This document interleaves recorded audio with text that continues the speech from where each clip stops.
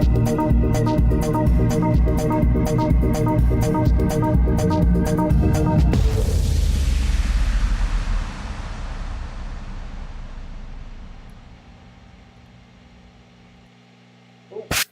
forgot to set thing off.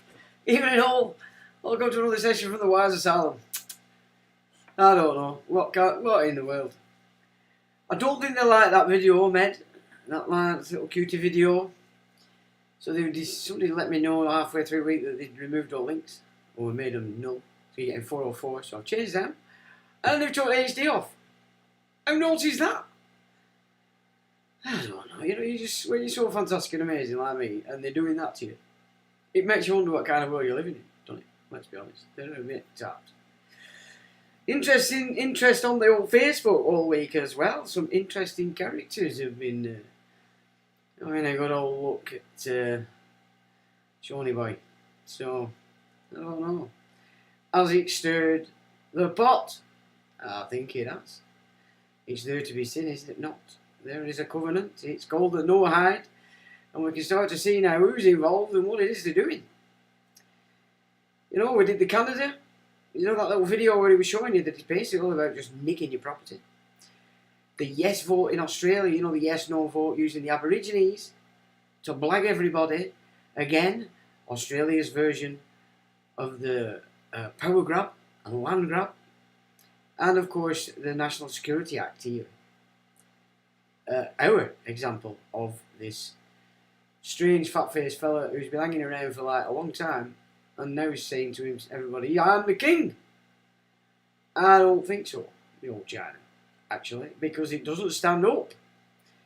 It might stand up in one of your Stoic courts, but you took all the law.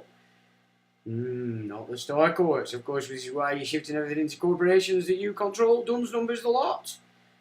With just a slight change on Britain. The IA instead of the AI. Did you see that? No, I didn't even see it at first. I didn't see it. This is how cute they are in the little word wizardry. And blink and you miss it. You know, you can stare at it for hours and still not see it. Yeah, so I don't think they like that. So we like it. Or I do anyway. So that's an exit road anyway. So I thought we'd have a little look further into trying to understand what would best be understood in the idea of timelines, different timelines. You know, there's different timelines going on, man. So the Fruit Bats United are giving it, well, we're going to be whisked away by the aliens and all the rapture, all this is going to go down. And well, it might happen, I don't know, but I mean, if we just basically put it down a bit more, let's come down to earth, let's ground the gig because our avatars are in the gig on the ground. You know, a lot of people keep kind of squirt back up into think, but if you've not finished, if your avatar is still operational, you're going to be down here in this gig, aren't you? Yeah, if your time's up for your avatar, it gets damaged in some way, and it's irreparable, then your avatar has to give up its lot, and you're back where you are. And we put the avatar of my son-in-law to get to the flame tomorrow, because his avatar were no longer needed here for what he's up to. And that's basically where they're all at, isn't it? It's all the aliens and you're going to go to it. No, I mean, let's just pull it back down to earth, because that's where we're at. So, the book script. If you danced, you're on a timeline. And that timeline is going to fix you for the rest of your avatars, natural. In it, one way or another. You danced, you're going to be bothered by it one way or another, interference galore. That's a timeline that you're on. The current timeline is take a side. You know, now, I mean, it looks to me like a lot of people are seeing through the garbage now and seeing, quite frankly, the media, this WEF cabinet that we've got going on here, or Privy Council, and the Witch King, are just so trying to blag anything that's spoken in relation to the fruitcake infants over there in the Middle East fighting in the schoolyard. Talk about it and straight away it's Hamas. There's no other, you're anti-Semitic or you're Hamas. There is no room for debate in that mix without them throwing out these labels at you, even though the protest in the main, you're always going to get your fringe tits on all sides, but I'm glad to say we're not seeing very much tittiness being shown by the old English lads, the white hunkies, of which I'm a proud member, because of course that's where it's at today, isn't it? It's all about colour, because culture now and colour are pretty much showing themselves as there it is. So back we come again, full circle. Now it's all about colour, and that's rather sad, but never mind, it's the way it is. So not much from the white hunkies. I like that. It shows the white hunkies are a bit sensible. Maybe you've seen how Tommy Robinson, the Rambo in Tenerife, giving it large to you boys in Blighty. Ain't going to cut the ice, is it? One way or another. It's not going to cut it in any way, shape or form, is it? Let's be honest. So I'm happy with that. But of course these protesters say, no more war. Stop the killing. That's a good gig, in my opinion. And I don't care who's doing it, who's saying it, and what colour they are. That's a good gig. To say enough of this shit that we have to sit there and watch these infants slaughter each other after a lot of name calling, and then one invades the other, and the way it goes demented. It's war. That's what happens in war. All the bets are off. Crack on. So I'm not even getting sucked into it in the slightest, because what we're seeing is the result of one side going, we're having you, and the other guy going, well, we're not having that. And that's the nature of cause and effect. Right back to when Islam dipped its toe into it, way back in the time, then the Templars. It's just invasion, nicking. It doesn't work. It really doesn't work. We should have learnt that lesson by now. But the infants in the playpen, and not just over there in the Middle East, but at Chalker, Westminster, the same in the old White House over there in the old America, the numpties in the Parliament in Canada, Australia, New Zealand. You don't really get to see what's much going on now that the horse's head has left. It's the best I can describe her, in all truth. So I don't know what to say about that, but she's gone. Doesn't seem to be much interest in. They don't have a celebrity star. Strange person there now running it. I think they're just probably getting on with politics. But all these numpty governments that have been infiltrated, of course, not by my words, but by their own words, by this World Economic Forum, as the Mr. Schwab, the Uber leader of Spectre, at least for the public side, has let us know and rejoiced over. He rejoices at the fact that infiltration is his gig. And so I thought we'd have a look. So timelines. If you've not gone on the first one, good on you. You're not on that timeline. You still don't know which timeline you're on, but you know you're not on that one. Round of applause. This other one, kicking off now all over short. Remember, this is a kick-off that's going on a hell of a long way away. You couldn't walk. By the time you walk there, it'd be done and dusted. Done. So you can't walk there. It's not like it's just a nipping over to Blackburn, where you need to think, well, hang on, they might just be coming over borders, a bit like Yorkshiremen used to do when they used to creep over to the Lancashire side and do naughty things to the sheep. You know what I'm saying? It's not like what's going on in the Middle East now is really we don't really care. And of course you've got numpties that do care here, but that's fine. If you're caring about the battle, then get yourself over there. Get yourself over there and sort it out, because obviously you're concerned about it. But don't be standing around giving it, oh, you must do this, you must fight it for us, you have to join in. No, we don't. Just because Chalker Westminster has, the media has, these outty-toits appear to have joined it, I'm sorry. You know, that is the playpen. We're not in the playpen. We don't want to be on that timeline either. And I mean, it's even worse for you, if you went on the first timeline and then you joined the second timeline. That's stereo anarchy, stereo madness coming your way down the line, isn't it? Stereo. And so again, if you're managing to remain unfettered emotionally, i.e. it's not dragging you around on the floor, but you're witnessing it and you're taking note of the insanity that these people on both sides are prepared to do. You know, on the one hand, Hamas are not releasing these hostages, it would be over. Like that. I understand why they're saying they're not going to release them, because they know that once they release them, that's when they'll get annihilated. Well, you're actually getting annihilated. You might as well give it a shot. You might as well give it a shot, because if it continued after that, all the world's eyes are on you. I don't think they'd get away with it. So for God's sake, release the hostages and stop these maniacs from getting too excited by letting it go on too long. Because they will get excited. They do get excited. We know they get excited. But more importantly, we can't stop their excitement. But we can stop it here. We can stop it here. As Poland does in Poland. Any signs of this Islamist nonsense, get out.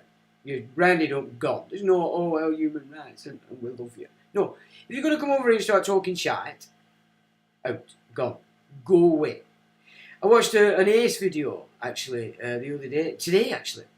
So, in a subway, some of these recent immigrants were in a subway aggravating females. And then all of a sudden, these three girls came in, only young ones, and they started molesting them. There's a name for it. They have a name for it. I can't remember what it is over there in France. Well, anyway, these girls set about these lads and knocked the five of them out, clean out, spark out on the floor.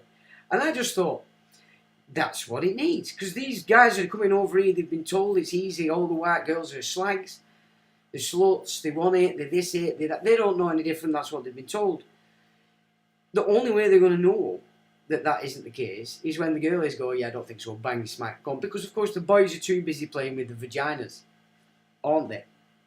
To care about stuff like that. Wearing the little helmets on the tricycles and things like that, you know, because it's important these days, isn't it, that you wear helmets when you're on a tricycle.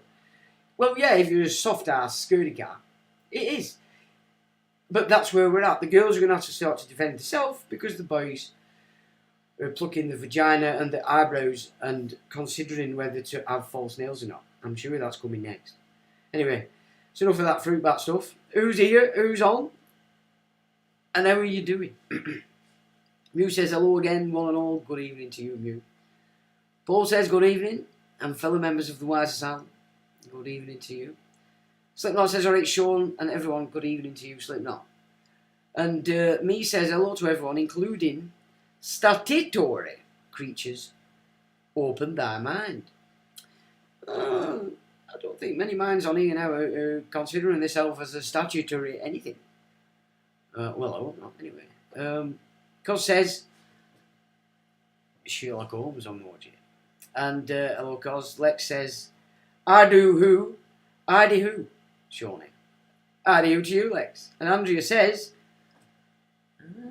looks like a bit of a DJ going on there. Is that some reference to my groovy tunage at the beginning? I don't know. It's a bit long, isn't it? Let's be honest. But I suppose it gives you a chance to settle your little bum, get your buttocks in right order, kick the dog and the husband off the settee, and away you go. So good evening to you, Andrea. PY EDM Sims, still on the mod. I can't get in. I can't get in.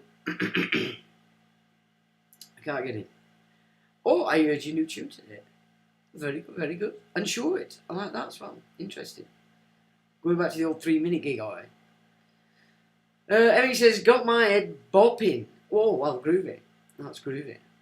And Untitled says, good evening, Sean, and all good evening to you, Untitled. Me, third to hit thumbs up. Oh, yeah, get them thumbs up going. It makes a difference. It means that YouTube then attack me more. But I don't care. Keep going. June says, good evening, Sean, and chat. Good evening to you, June. Unable to dissolve boundaries. Unable to dissolve, why? Why? Oh, you have not put the effort in yet. Then. You have to learn. Well, it's not so much dissolve the boundaries, it's to know the boundaries of the jurisdiction that you're playing in. Because once you know the boundaries, then you only use the verbiage and the written word that's required and works within those boundaries. If that is what you're saying. How many days in a year? Depends. If you go back with old pagan God, it's 360.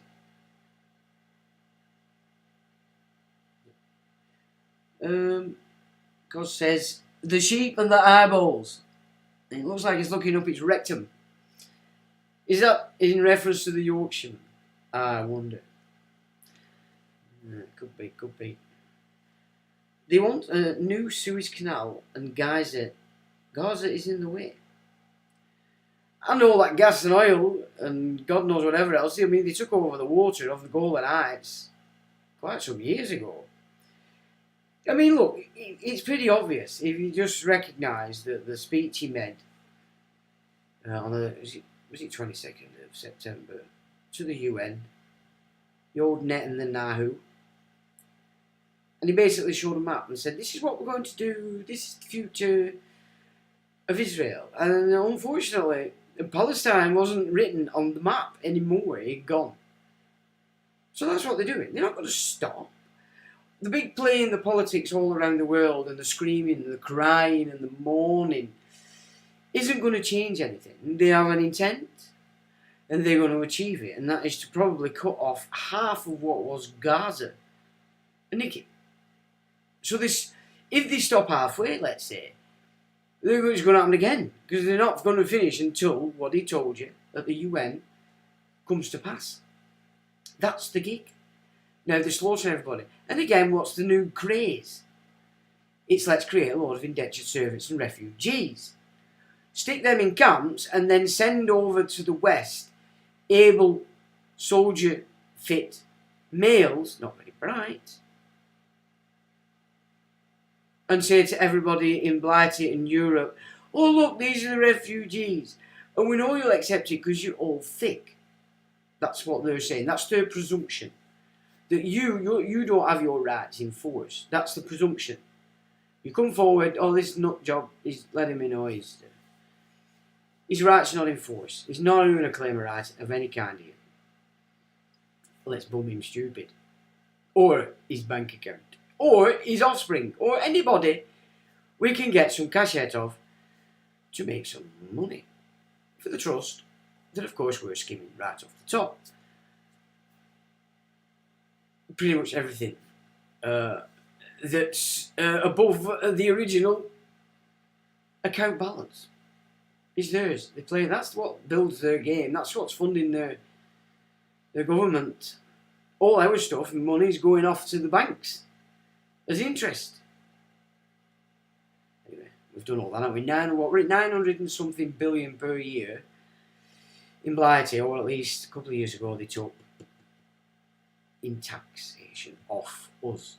So if they can pull 980 odd billion a year out of our pot, think how much money and value is in that pot. Because if they're taking 20%, yeah, it's almost $1 trillion. So they took 20%, which is nearly $1 trillion. Yeah? It's huge, the amount. And we just don't seem to figure it that, hang on a minute, it belongs to, it's ours. And we don't have to be handing it over to these tits for them to then subjugate us ever more. Because they're operating in this game called occupation. I mean, most of them won't even know that that's what's going on because they're not very bright. And of course, that generation that runs this system that's in place right now is all about secret, don't tell anybody. Don't tell anybody, it's secret. And look some tits. That's the baby boomer, passed on to a lot of Gen X, which is my generation, because they're pretty much verbatim baby boomer attitude. Shh, don't tell anybody, it's a secret. Yet they haven't got a fucking clue what it is they're doing. They just still think they're in Great Escape. I think we might have watched it too many times when we were youngsters. Probably because we only had 4 channels, 5 after a while, and they didn't have that much to go from. So we did get reruns quite often. So maybe that's what it is. Over $1 trillion in 2023. Is that what they took? Right. So let's say 20% of what is. Okay, now. We've got more money than sense. And we're handing the nonsense to the commerce side on all our transactions instead of just doing trade amongst ourselves and building the platform that ultimately is dictating, subjugating and thieving, or robbery even is a better term, because they're doing it right under our nose. It's not good, is it? But there's voices amongst the locals. You know, people are starting to... Yet, and what I've noticed as well, Labour getting excited and thinking there's a chance they might get in, and whereas they were talkative to me before, now they won't talk to me, they can't talk to me. Well, because of course they're rejoining the fucking covenant. And so they're going to tell you loads of fucking lies after they've just pretended all they care about is how the government are lying to you because they're not in power, but now, no, they're all shh, don't tell anybody. We're going to get power now, we have to lie our tits off just like this lot have and cover it because they're going to keep telling everybody what we're doing. Why? Infants, childcare, Westminster playpen. That's what it is. Think back to what you were like at primary school. Think back to what it were all about at primary school. It changed as soon as you went to big school, but right from the beginning you go into nursery, right up to the day you left primary school, it were like a fucking loony bin, weren't it? And the stuff that used to go on and the games that people used to play were just ridiculous. Well, it's no different. It's the people that stayed there all their life while their body grew. And here you go. Now they're showing the world what the playpen looks like in the West for the infants. That's it, basically. So expect nothing other than more infantile nonsense. So that means more killing, more raping, beheading, blowing up hospitals, blah de blah. I mean, on Twitter all week, it's coming up this, oh, I know what they're doing to the... I just say, okay, great intel, chaps. So, now, don't bomb it. Simple. To me, that's good. Rules of war. It's full of civilians. They're clever bastards. They're cleverer than we thought, these little rats. And they've done a good job there. We can't blow the shit out of it. That's how war's supposed to operate. But not when the mindset of this, how war's carried out, comes directly from the British Empire. Because everything that they're doing here in the Middle East is just it's taken from the blueprint that were done to the Boers in South Africa, and close them, stop them doing anything, stop them eating, growing, until eventually you starve them all to death. They did the same in India. This is the empire, by the way, remember. I'm not besmirching Blighty. It's just unfortunate that its headquarters were on Blighty, and still is. But it's what they did in India. Stopped them from, what did they stop them doing? Fishing or something like that. They stopped them doing everything basically so they couldn't function. And you can see, as they talk about it, as we'll have a look at tonight, the timeline that's oversold to these all four timelines that are going to appear to everybody in this time of apocalypse, as it were, the four horsemen. Because there's 3 more to come yet. We can see the second one, so we're getting a good grip of that, but there's 2 more coming after that. So just pick, if you haven't done first one, if you're not falling for the second one, but don't. There's 2 more yet.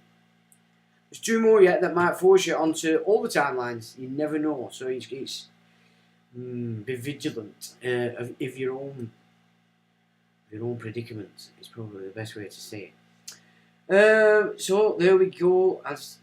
We've got more.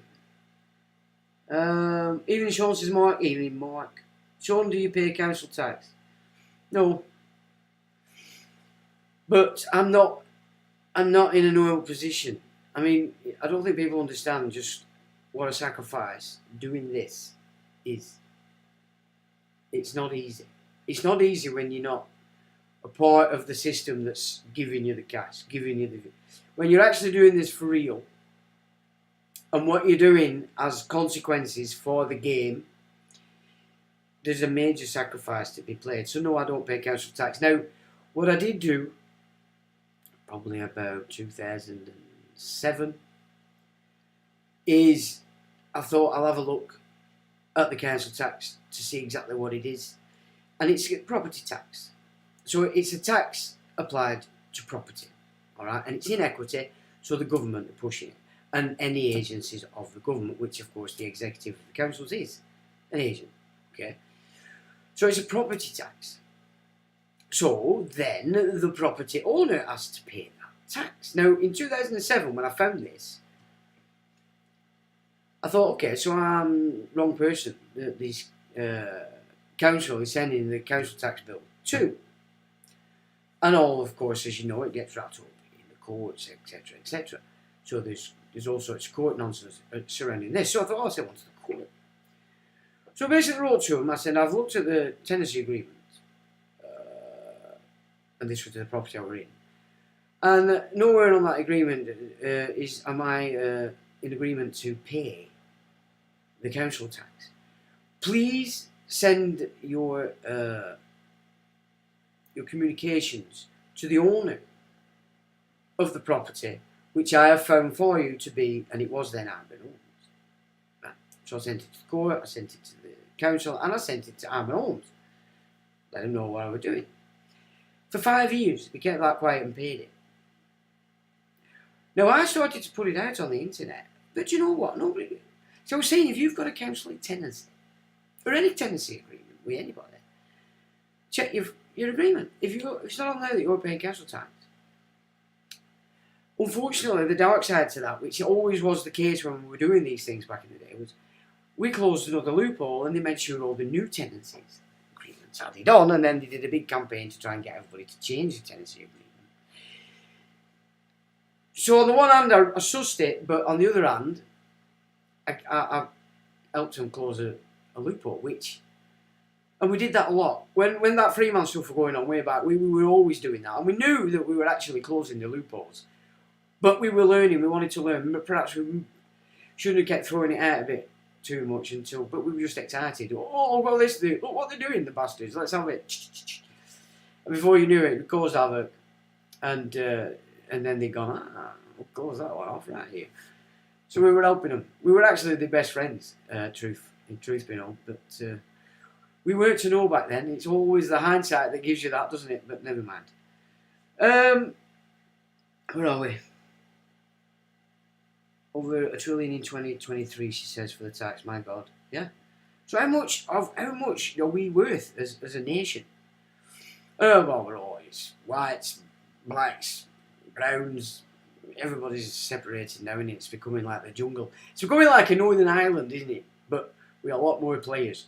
It isn't just IRA versus Unius. It's every man and his sheep. Pretty much trying to throw the weight around, because all bets are nearly off, aren't they? Let's be honest. Anyway,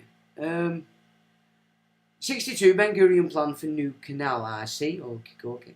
Why do they need a new one? It works. Oh, because if there's trouble.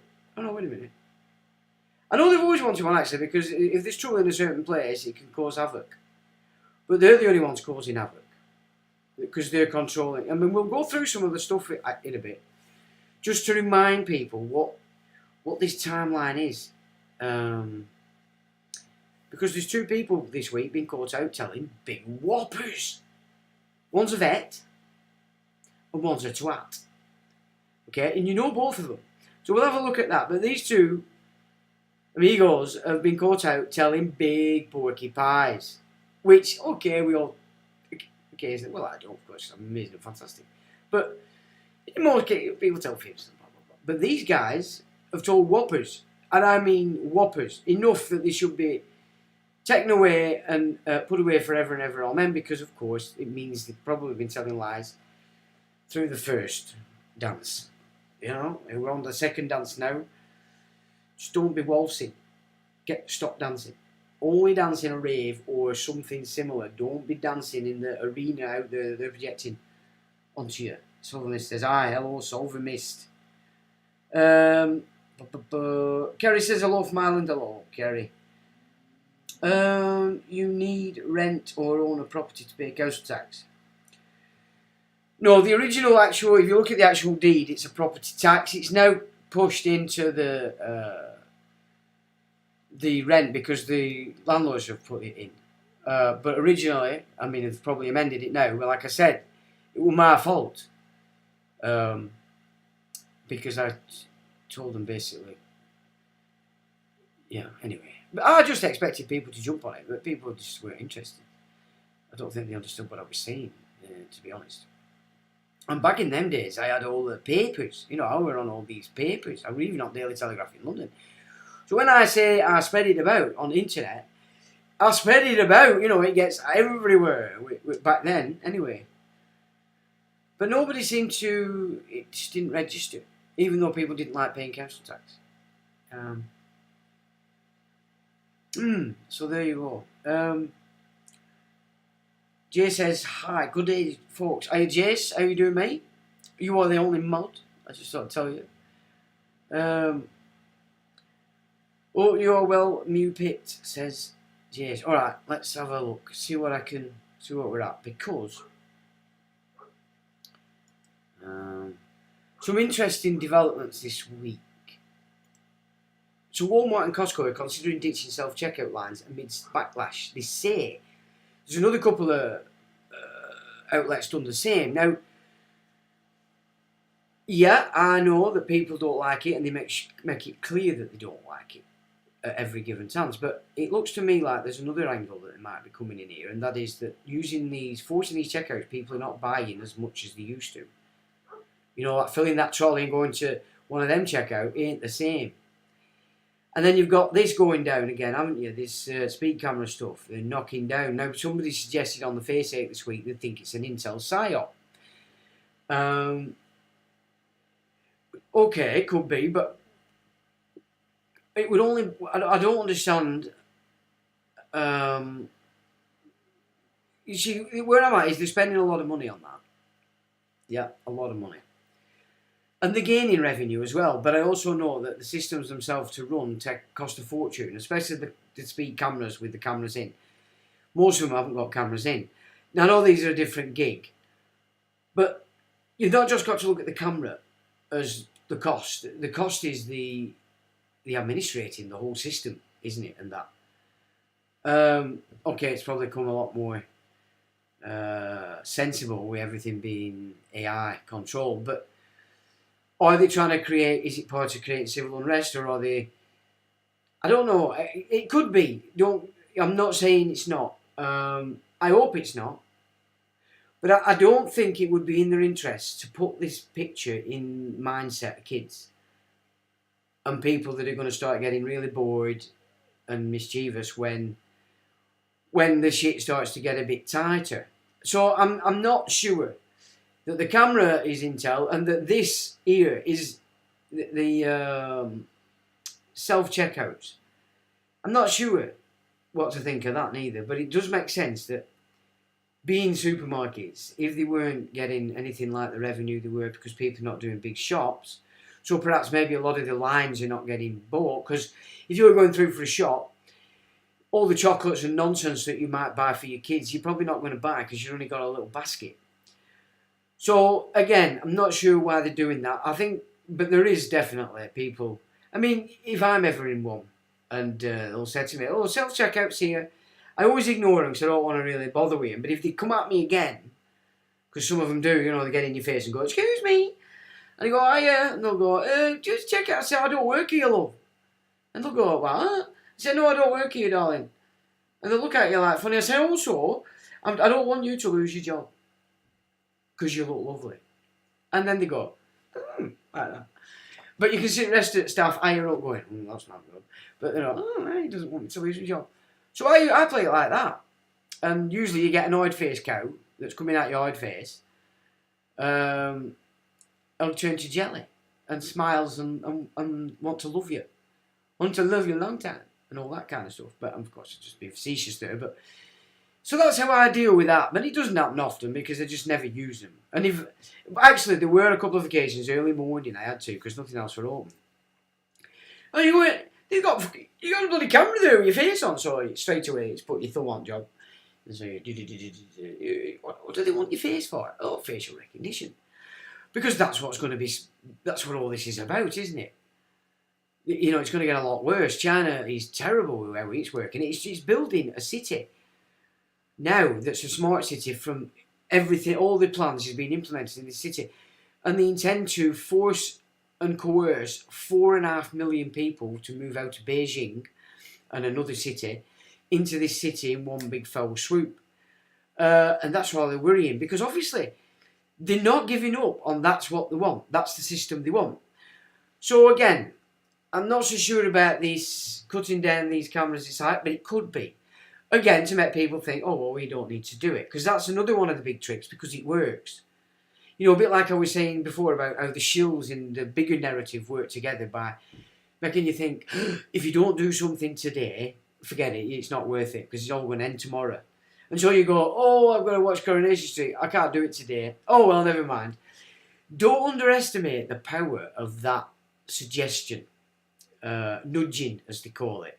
They call it nudging. Behaviour change language. But yeah, don't ever underestimate that is actually what they're about. And it works, a treat. Civil unrest says Slipknot. Well, yeah, obviously. But I think the way they're going for civil unrest is definitely trying to pit people. You're either a Zionist or you're an Hamas. There's no in between. There's no other on the narrative out there in media land. That is the only narrative. I mean, some of these people, it's quite ridiculous in the way that they'll force in an interview somebody to say, it's terrible what Israel's doing. Yeah, it bloody is. And then they'll say, do you not think they should release the hostages? And they'll go, and then they'll avoid it at all. And I'm like, yeah, you fuck off. And then the other way around, it's going, yeah, but you don't think they're killing, well, hey, you anti-Semite, you are a Jew hater and this hater. And I'm like, for God's sake, children, get out the playpen. I know teachers gone toilet, but for God's sake. Super Loomer says, good evening everyone, hope you're well. Good evening to you. And Weefy Man says, Sainsbury's has a gate at the exit. You have to place your receipt over a scanner. I always wrinkle it. Lols. What, is that even if you go to a checkout, a normal checkout, that you still have to do that?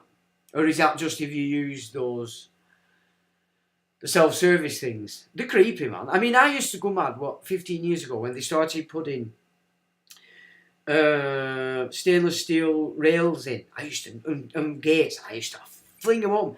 Because when you understand that they determine the humans as cattle, and that the statutes are afforded to how they deal with cattle, are actually the statutes in this covenant that are backing these grab acts that they're putting in, you know, Canada, EU National Security Act, Australia, the Yes No vote. That it's those acts that are actually at the back end of this ability to rob your property while he holds your estate. And it's because they see you as cattle. And remember, the human is a monster. Now, in that book that he's done his slobbering, because he snogged it, as well as took his oath on it. If you go off at the fact that the New King James Bibles now have got the word human in over 400 times, right?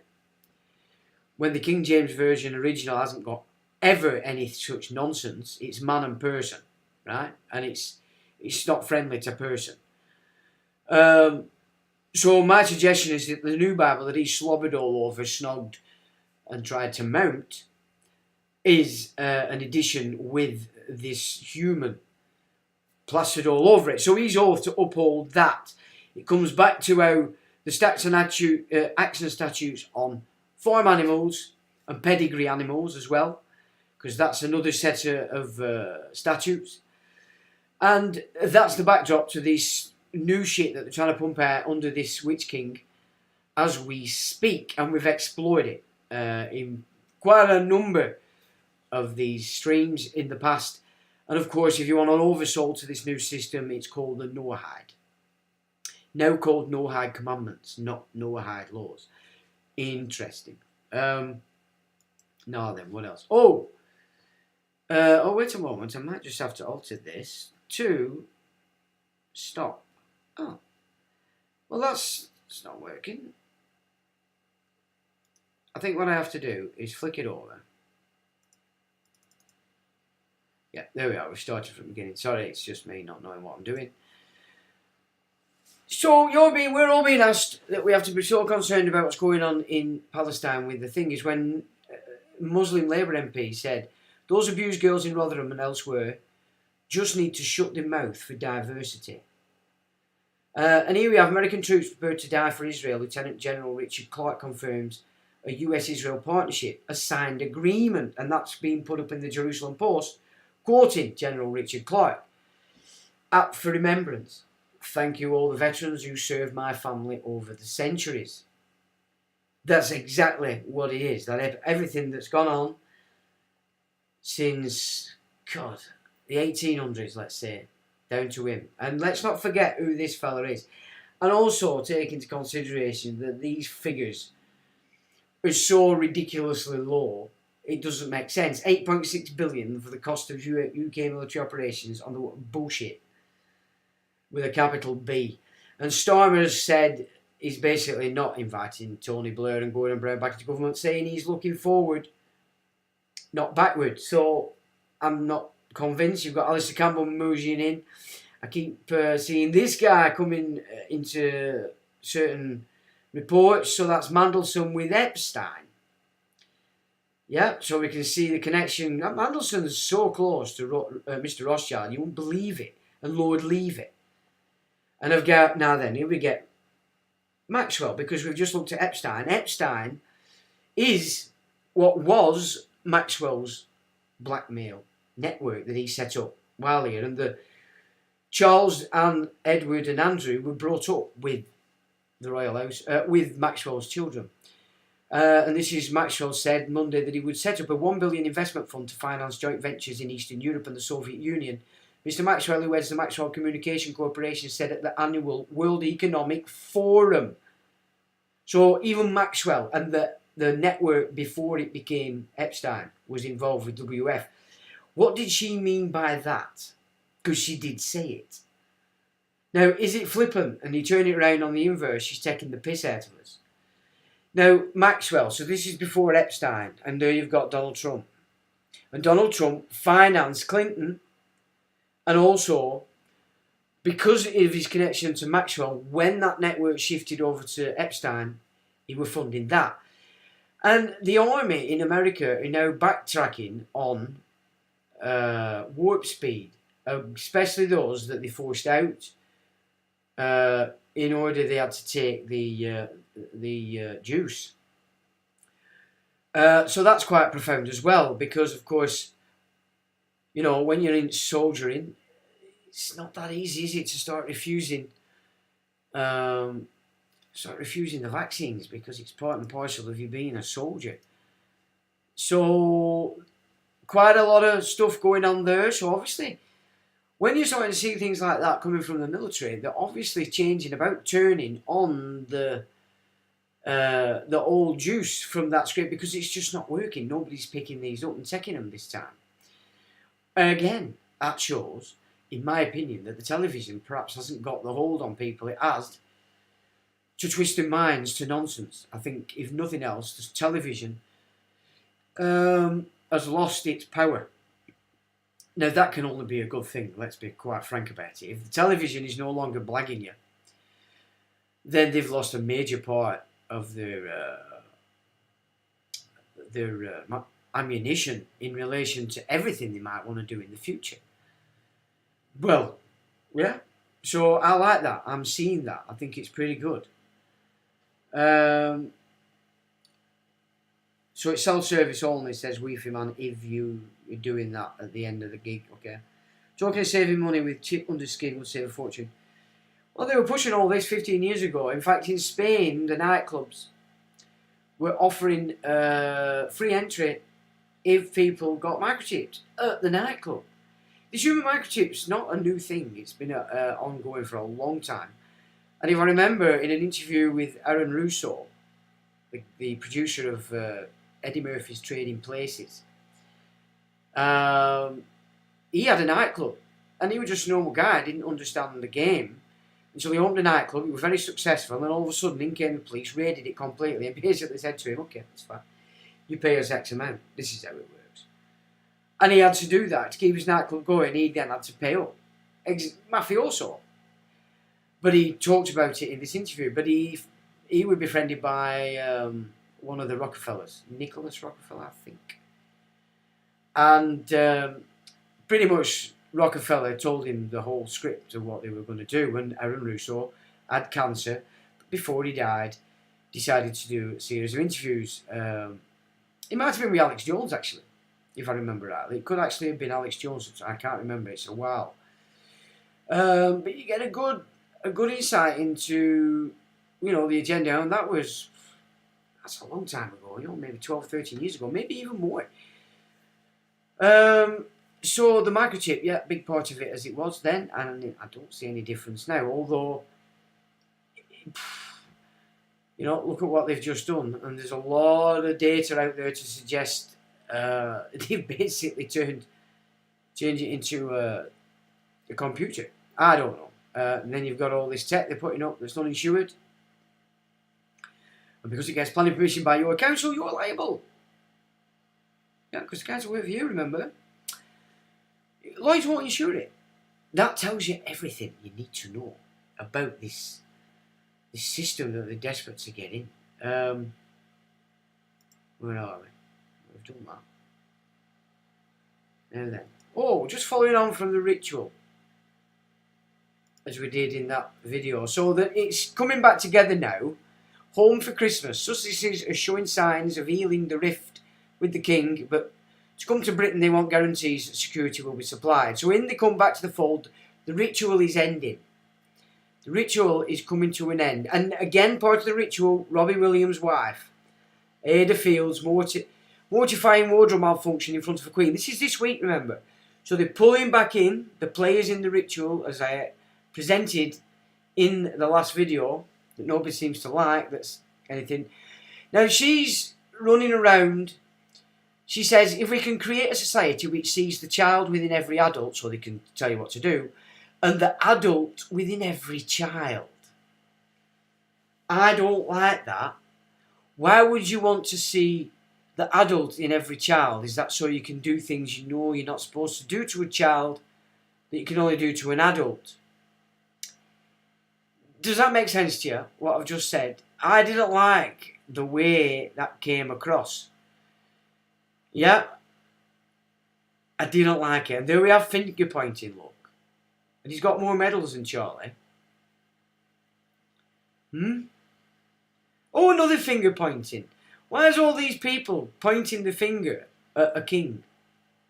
Doesn't happen, does it? It's fantasy land. It's Mickey Mouse. Yeah?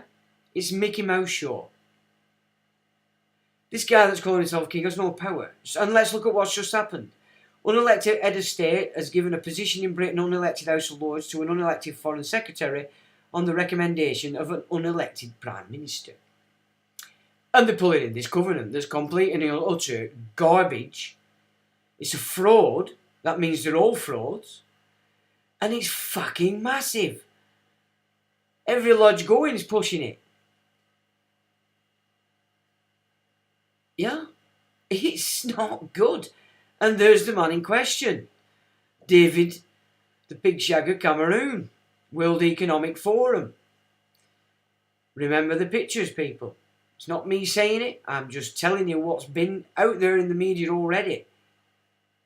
And he wants to unlock billions of dollars for foreign aid, which he was very big in when he was doing the big society, when he had power. Because he's going to fund all this Privy Council covenant gigs abroad. That's what foreign aid's for. And there we have mental health firm paying Prince Harry $1 million a year, branded toxic by employees. So there he is, a little ginger fella. He's played his part in the great ritual, and he's raking it in. Can you see why they're pumping mental health everywhere? Your mental health. Yet the bold one there has been talking to wolves over there in the Middle East, where they're now kicking off and slaughtering each other like you wouldn't believe. Home for Christmas. The ritual continues. Yeah? think about it. Why would they bring her back in all of a sudden this week? At the same time, Home for Christmas, the gig's coming to an end. They have to, because she's part of the ritual. So I expect Robbie to be showing his face in the media or in something as well at this time. Yeah?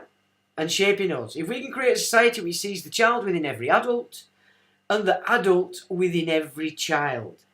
Now, to me, is filth. I don't like it. I don't like anything to do with it. When you consider that her husband is the patron of this Ark Absolute Return for Kids. Okay, and we blew this out of water in 2008. It's a paedophile ring. We tied it to EIM group in Europe, which tied directly to the Dutra. Yeah? All these, there's a speech on there where it's all coded. Arpad Boosen, he was the original one. We actually made him step down. We gave him that much shit. We didn't give him any shit. We just exposed the game. I don't even think he knew the whole game around him until we blasted it everywhere. It's like, that's the patron of this is the Academy agenda. Is Prince William. They're with the Brain Research Trust. London Mayor's Appeal, North London Academy, Oxford Centre, Hebrew and Jewish Studies. The Brain Research Trust, the guys at St Thomas Charity and other related charities. And the Mayor's Fund for London. So this guy, is it Fink, if I remember rightly? He's a top level geezer, and look at what he represents. And he took over after Booson. Stanley Fink, that's the guy. Charity Commission, so there's all that brain research stuff. Legalised paedophilia involved with this game. That's a very interesting video. Just turn off the volume because the tune is outrageous. You don't need the volume at all. Just look at what it has to say. See, they're into this deep brain simulation, and this is coming specific through the academies. And one of their spearheading academy was called Solomon's Academy in London. Yeah, who's building Solomon's Temple? Exactly, the Noahide. Yeah, HIV/AIDS. We go through that on here because it's all again tied into this arc. Elton John, Ukraine. All its aims are the global health, so it's big on the health. It's part of the Round Table Network, but it likes children in care, especially in Romania and Bulgaria. And this is a book that a friend of mine put together, Rolly Post, some years ago, which goes into great detail about what the royals have been doing in Romania some 10 years ago and continue to do so. Sacs are involved. Yeah, they're all over there in Africa as well. Jennifer Moses, Paul Dunning, Lucy Geller, Chief Executive. So this is what William's involved in, and Kate's running around now, presenting the idea that they want to see the adult in the child. There's a bit of symbolism potential with it as well. There's also, as another, because Ark is completely connected to Epstein network. And there we have Robert Maxwell, and we also have another tosser, Nelson Mandela. You come down through here, you've got Eddie Jordan. All these people all on this gig, this boat, Jeffrey Epstein, Virginia Roberts there. Yeah, Andrews, QZ, Eddie Jordan. Yeah, this is how the high life live on the yachts down in Monaco. It's all about this stuff. You know, Absolute Return for Kids, patron Prince William. Ark equals Noah equals Noahide equals priesthood, Third Temple, Sanhedrin, Talmud. That's me, of course, put that there. So there you go, that's Ark. But don't forget it's tied into Dutra. And we tied it into Dutra on a video, so you can't refute it.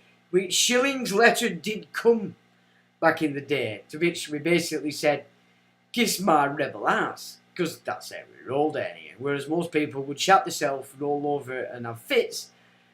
Yep, us Northerners just said, yeah, we don't know you, piss off. We're not interested in your nonsense. course, we said a little bit more than that, and a bit more politely, but I'll just give you the drift. That was basically the sentiment.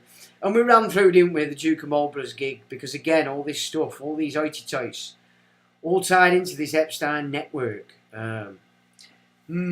So, when Kate says something like, we want to see the child in the adult, but more importantly, the adult in the child, I'm just a tad worried. Do you know what I'm saying? Just a little bit worried about why you would use, because these people do not use words lightly. They do not make mistakes. Everything they do is a part of the ritual, whatever ritual they're doing at the time. Yeah, I mean, you just need to look back in history to see that it's always when they're doing these resets or these disasters or wars, all they're interested in is the children. It's all they're interested in. You know, your foundling trains, your orphan trains, all these things that they try and hide from us from history. Just to the end of the 1800s and into the early 20th century, especially through the wars. They're after the children, and they'll send them somewhere else and set up a new farm. Brainwash them, do whatever else they do to them, and they're the players that are coming back into your celebrity, into your media, into your entertainment, into intelligence, and some of them become lifetime actors because they're that good at it. Some of artists will start, they don't like it, they want out, then they'll feign their death. They can't come back. That character can never come back. Yeah, because the person that they were playing, is no more. They come back. They're out there as something else. So, yeah, you can see the game that they play and this whole ritual. But that ritual that I presented in that video is coming to a close now, and it's going to be coming on for Christmas. Yeah. So, and you know, it started in what, 2007? I think it was 2006 actually, with the Anubis and the Lego Pharaoh. You know, you've got Cleopatra's Needle in between the seats of power in what was London, Delphi House, i.e. as far as the monarch side went. You know, it's just front of Covent Garden, but on the embankment, Cleopatra's Needle, the original, is in between Delphi House and Shelmex House. The Pearsons had Shelmex House, and they're on the publishing through that. So censorship and all the rest that goes with publishing, especially in what they've been doing in the last 200 years in order to remove older histories and just make sure that these new histories are kept in. Same with the Britannica. Is it the 17th edition? Anything? I can't remember which edition it is now. Anything after that, forget it. The Rothschilds bought it and removed everything and anything. And, you know, edited anything that made this time, this system, and the play look negative. Cameron is, I put one together off a guy I got years ago, and his involvement. I mean, this guy was a serious little player for Margaret Thatcher, and it were all about weapons. It were all in the weapons industry. Cameron, that he was a fixer for Thatcher, and he continued to do that. But remember, when he became Prime Minister, the firstborn had died, as was the same with Gordon Brown, because his wife's an Astor, and the Astors are an exceptionally powerful group here on Blighty, and tied in with the Third Reich. Yeah, that's the Astors. So his wife's an Astor. So he's not even bloodline, but he goes back, I think, to William III. Trace him back there, but make no mistake, his wife is the handler. And when he was in power, it was Nick Clegg. Now you look at the CVs. I mean, Nick Clegg was then. So 2010 they came in as a coalition. He's a member of every single inner city, bigwig, private society you can imagine. he was his handler, like Gordon Brown was the handler to Tony Blair, as well as Mandelson and Lord Levy. Lord Levy was his first handler when he first became Prime Minister out of Mandy there. But make no mistake, Levy and Mandelson were stuck to Mr. Rothschild like glue for the entire New Labour extravaganza. So coming through then, Lord Levy and Peter Mandelson was direct instruction from Mr. Rothschild. Yeah. So we don't want Tony Blair back because he's a complete tossbag. Now then, that's the ritual done. What else did I put? Well, let's just cement this covenant sort of thing. So this is what we've got right now. The Witch King, and we've got Jeremy Hunt, Rishi Sunak, Grant Shapps, Penny Mordaunt, Michael Gove, Matt Hancock, Boris Johnson and David Cameron. So close to this fella. Yeah. Nothing they do, nothing they say is contrary to what the guy in the centre is pushing. And we all know what he's pushing. Do we not? Yeah. That's what we've got. Now, it wouldn't be any different if it were Labour. It'd still be him in the middle, and then you'd have Starmer and whatever other player. Vet Cooper would be on, because she were programmed through university way back in the day, New Labour time. And there's another guy. I can see his face. I can't remember. He's not been in politics for a while. Guarantee they would come straight back, and they'd be surrounding that as the cabinet people. So it doesn't matter which party's in. It doesn't matter. They're all in this covenant. They're all dancing to the tune of that fraud in the middle. And I'm not saying fraud lightly. Nothing about his proclamation, his coronation, and what they're doing in the background as private racketeers, pirates, and stealing everything that they can out to blight it. There we go. It's a frightening bunch of rogues. And you've got this. So now, two big fib tellers this week. He's lied over ULEZ. Micro Mayor has misled the public about the benefits of ULEZ in a radio and newspaper advertisement. A draft report leaked to the Sunday Telegraph. And just another insight, it's going to cost $65 million for NHS just to change their ambulances to be compliant with the Crown's ULEZ system.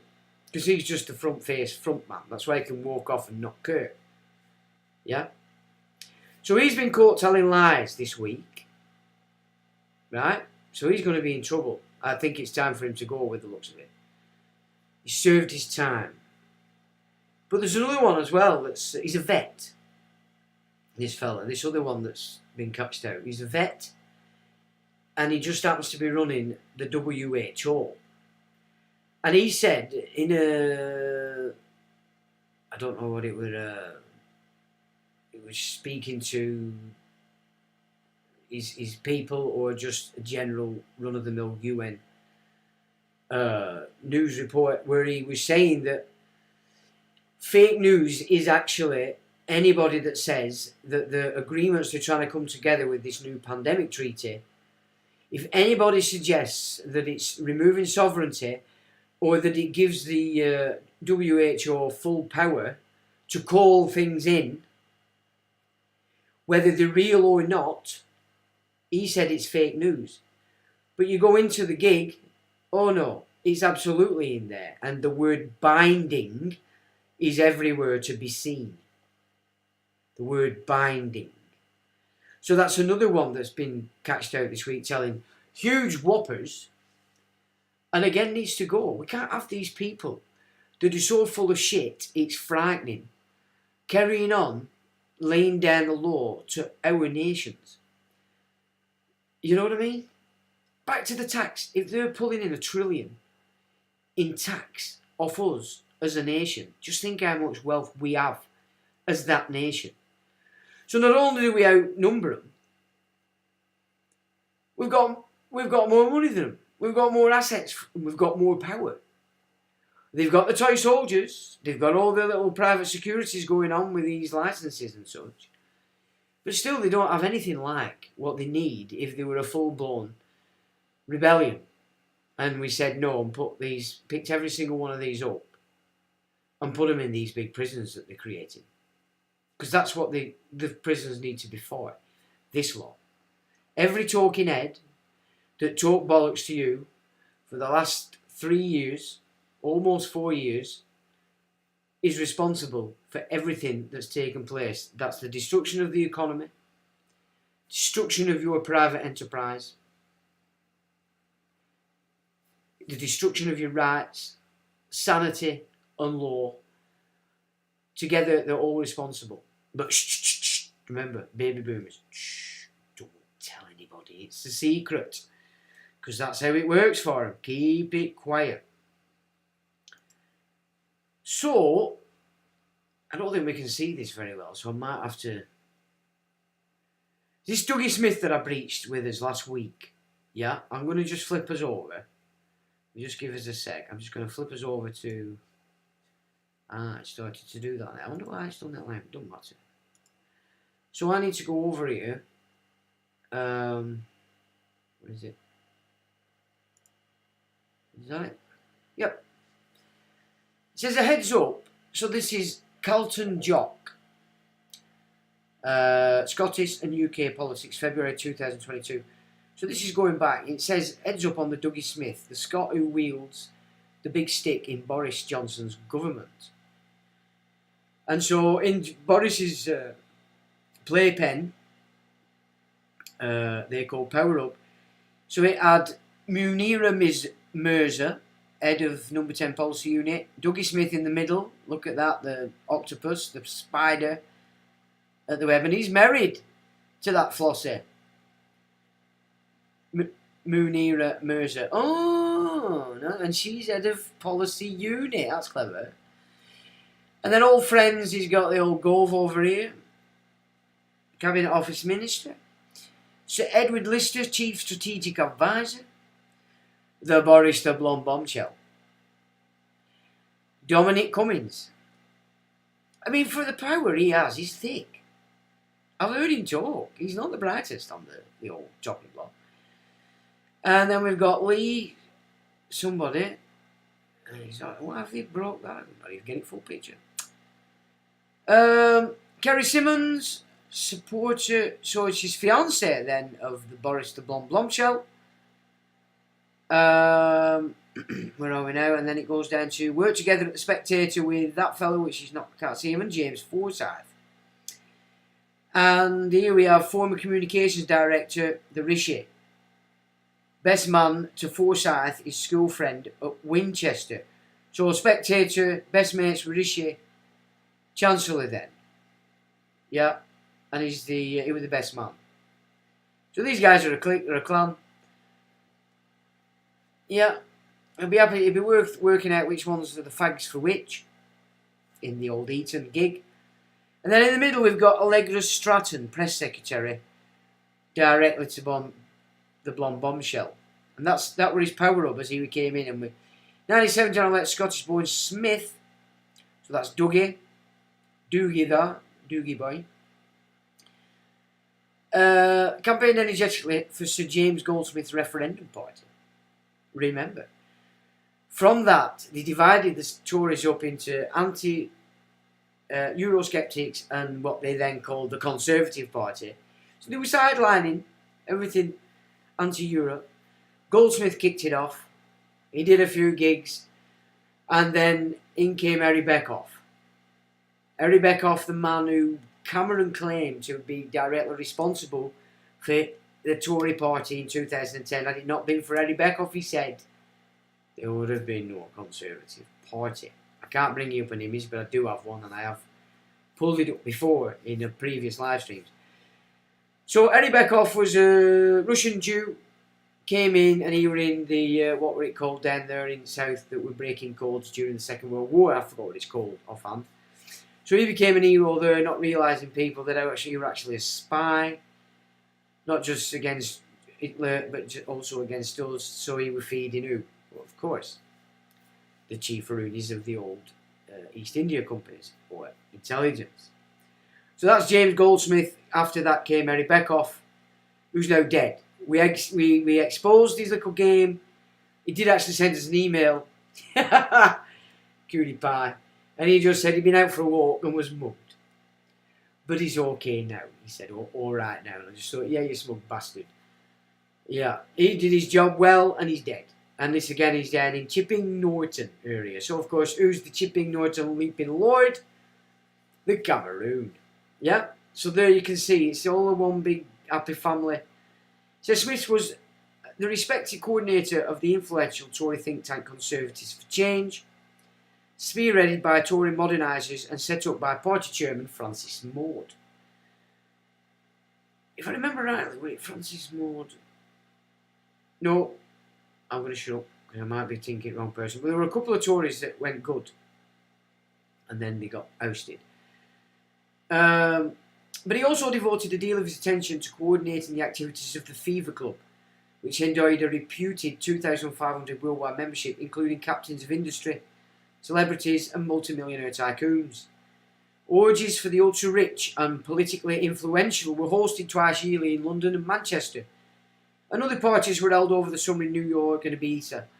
The club received over 400 applications for each party, was launched in January 1998 with a debauched event in the central London penthouse.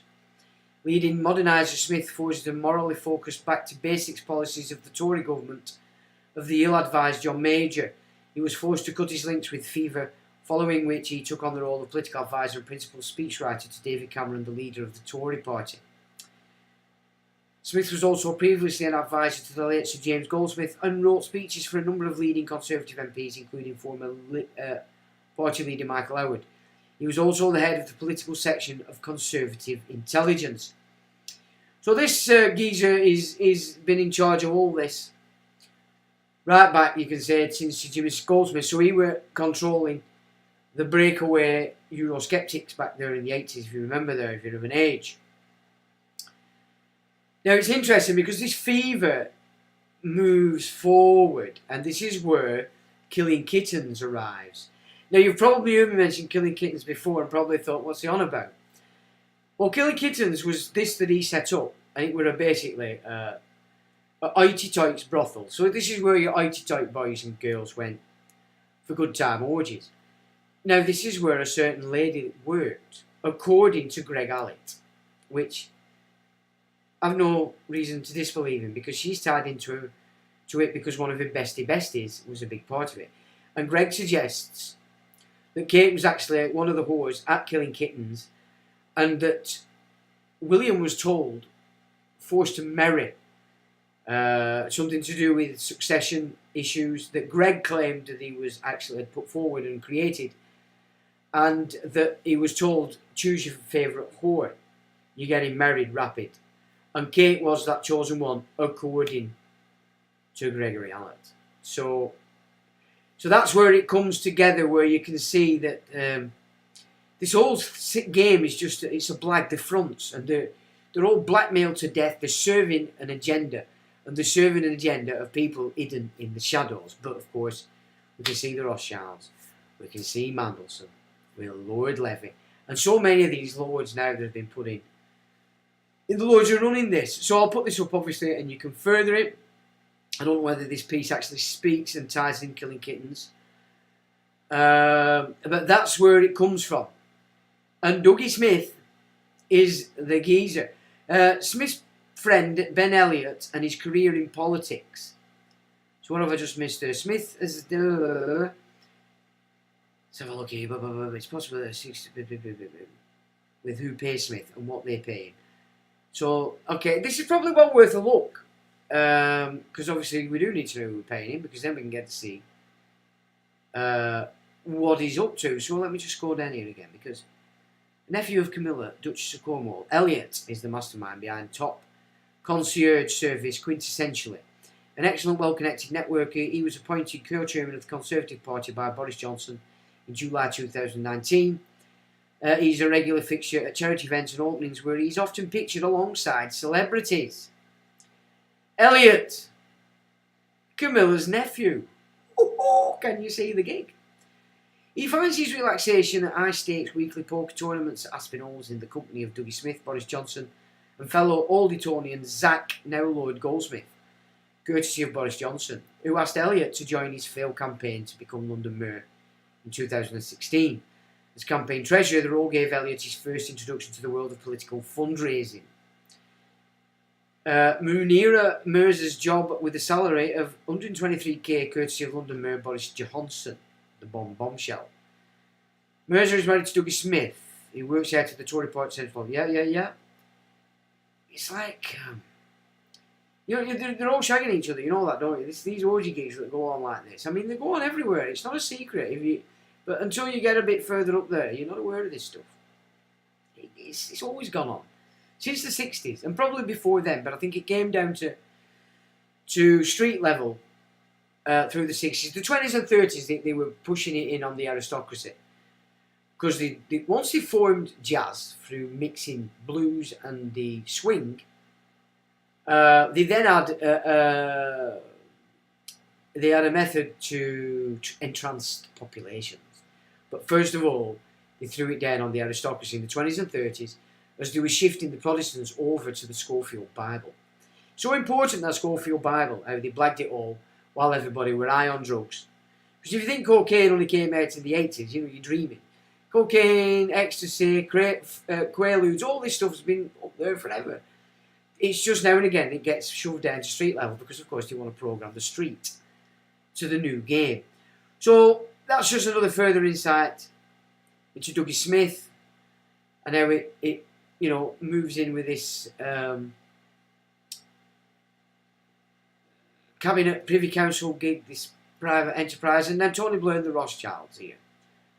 Something very odd about the way that former British Prime Minister Tony Blair has never quite left the centre of political stage. Of course it is. They're always trying to get him into something.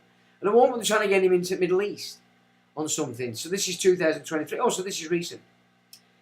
He's so widely loathed by the British public as a hypocritical war criminal who used the Labour Party to advance a cruel neoliberal agenda that when he was given a knighthood by the British state in 2022, more than 1 million people signed a petition demanding the honour be rescinded. Did the Witch King do it? No, why? Because he doesn't give a shit about you. Remember, he's nicking your right to the land, which is your estate. Yeah, it's not been passed over to the king as it should be, the monarch, because he's not a monarch, he's a fraud. His mother was a fraud. He's only picking up what his mother achieved in 70 years in shifting the game without the baby boomer and Generation X having a clue. And yet Tony Blair, as he's often known, or Blair, is it Cheshire Cat I call him, he's often known, just won't do us all a favour and piss off into the political wings for good. He's constantly hinting at a return to British, because he would, if he could. The power he could wield now. If you got that tit at top of this Covenant gig, the power that he'd happily ring, he'd make Netanyahu look like a good Christian. You know what I'm saying? This guy's a psychotic maniac. He has a simian line on his arm. I used to do palmistry way back in the day. And before he were coming in, I were onto him. I were all over him because I knew he fucking felt evil. And I picked up that he had a simian line, which is your heart line and your head line merged together. That's great conflict. They look for these people because these are your fanatical psychopaths. Yeah, once they believe in something, the old avatar, everything relating to the avatar is on board. He is a very dangerous man, which is why they don't let him go. They keep trying to stick him back in. If they ever got him back here in Blighty, God help us, is all I could say, honestly. So there you go. That's just, we don't have to go through it on this, but it's Rothschild that's pushing all that for him. It always has been. And I'm pretty sure that's how it's always going to be. Let me just come back in here and see where we're at. What am I doing? What are you saying, you guys? Civil unrest, I've got to that. Talking of saving money with chip unders. Yep. Airports are really fast to get through now. It's still creepy though, scanning everything, hands, face, passport. Right, why are you doing that? Because you're stupid. What does it say on your passport? Open it up and read it. The King says, those are your customary rights. So when they say, have you anything to declare? You go, no. You should go, yes. My customary rights are in full force. Here, would you be so kind as to read them out to me? And remind me? They'll shut it up and off you go. When you're coming back. They'll say, anything to declare? But then sometimes they want you to sign it first, don't they? They want you to sign it, just say, I can't sign that till you've searched it. In case there's something in there that I'm not aware of, then I'm committing fraud. Search me bag. They don't want to search your bag. And reminding them again that your customary rights are in force. Away you go. Remember, it's presumption. Everything in this system, this covenant system, is presumption that your rights are not operational because you're thick as pig shit, because you're in the farmyard, an animal. You might be classed as pedigree if you wear a suit and you're a part of a lodge. But you're still being bummed to death by an act that's dealing with pedigree animals. Yeah? This is the ark. The animals went in 2 by 2. Ark Schools. ARC Jordan Peterson. Noahide. You getting the gig? Rainbows. Fruit bats everywhere with rainbows. Yeah, there you go. Can you see? We've broke the spell, folks. Because we've amalgamated the Noahide to the Covenant, the players, the gig. And now we can see that it's all there to get you on summary conviction so they can warrantless come in and take the fucking lot. Which is what he's pushing in his speech that he's just given at Parliament. The fat-fingered fucking bastard, excuse my French, but it's not for kids. That's the game. They tried it in Australia, yes, no vote. That's power grab. Canada, it's in their acts. It'll be around the corner in the US. Because the covenant is Zionism. So it's not Jews, it's not Christians, it's not Muslims, unless you've chose to be an Islamic fanatic and a dumbass because you've never read Quran, so you believe in Imam that's come through a mosque owned by businessmen. Yeah? Or you can be a Jew that says, no, I'm Talmudic because it means I'm better than every fucker else and I own everything. And I can shag anybody I want. Or you're a dumbass Christian that says, well, I'm a Zionist because I'm fucking stupid and I didn't want to be nice and lovely anyway. So I'll shut the shit out of his ass. My apologies for the rather... Because it is a Sunday, isn't it, by golly? But I think I'll ask for forgiveness tomorrow for my rudeness and naughtiness on a Sunday. I can't really call that a sermon because they were obscene. So my apologies, and I will ask for forgiveness tomorrow. So there's your Scottish Control again, coming through Dougie Smith. Scottish Rite Freemasonry, of which the 21st degree, Noahide Judge, Noahide Judge it says really, which is a bit right, Prussian Knight. Every single 21st degree Scottish Rite Mason is ready to have your fucking head chopped off and to enslave your wife, your kids, grandma, well probably not grandma, probably not granddad either. Muslims don't take male ones, they chop your arms off. Jews don't really care, they'll have anybody if they have a use for you. And that's in the ultra orthodox Talmudic Zohar Kabbalistic system that they stole off the Druids and inverted. That's the covenant that they're in. Black magic, he incorporates it all. This is why he's a witch king. I suggest you look up witch king, what it means. But then if you're not savvy with how these secret hidden groups like anarchists, you know, some of these Wiccan groups, all these, how they all interconnect if you're part of a coven. they're everywhere. They're not everywhere. You know what I'm saying? You have to be extra careful. I used to talk about this a lot, about things you can do to stop them. But every now and again, if you're doing a spring clean, look under your carpet stairs for keys. In your bathroom for keys under carpets and things like that, little gems. Because those of the arts will charge them up and put them somewhere in your house that you pass all the time. And it will influence you, and they get stronger. These are things that you can do, but they've been, why do they knock on your door? Aye, we are who we are, we've come round to preach our shit. It's energy swap. They're moving energies to you that you otherwise wouldn't have in your mix. This is why it's got so powerful. Because people are dancing to it, the ritual, but don't know it. Let's have a look. Right, so new protester went to Kenya.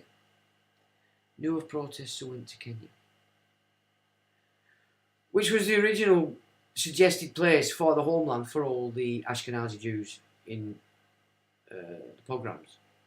Because that's who it was for, not the Hebrews, the real Jewish people, the Sephardim. The whole idea of this homeland was just for the pogrom Jews, which were the ones that we took when Catherine the Great annihilated the Khazars back in the day. I don't know what you mean by that. Went to Kenya. You mean you just disappeared to Kenya to have a crack? Oh, I don't blame you. Police by consent says audit. Police by consent audits.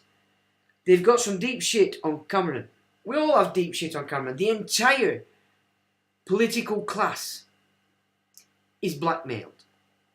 You might have had one or two in each party that wasn't.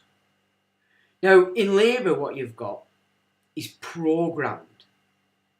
They come up through future leaders. They came through Common Purpose. They've come through the WEF. And they were starting to show themselves in the Brown Blur government.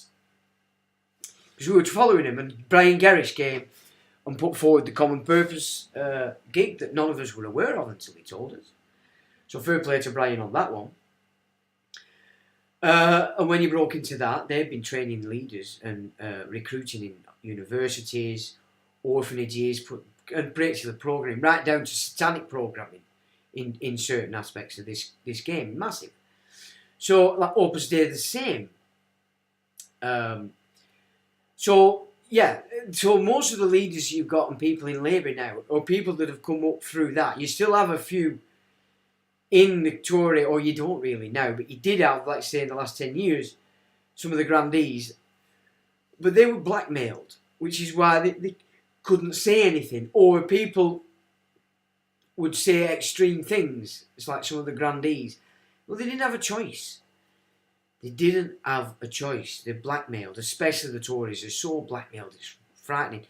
But you're going to, you know what I mean? But the Labour too, because Robert Maxwell was the key to it. He controlled the blackmail network. When he died, it was passed to Les Wexner, who pulled back in Ghislaine, the daughter, to run it, and they had Epstein as the front, the Playboy front.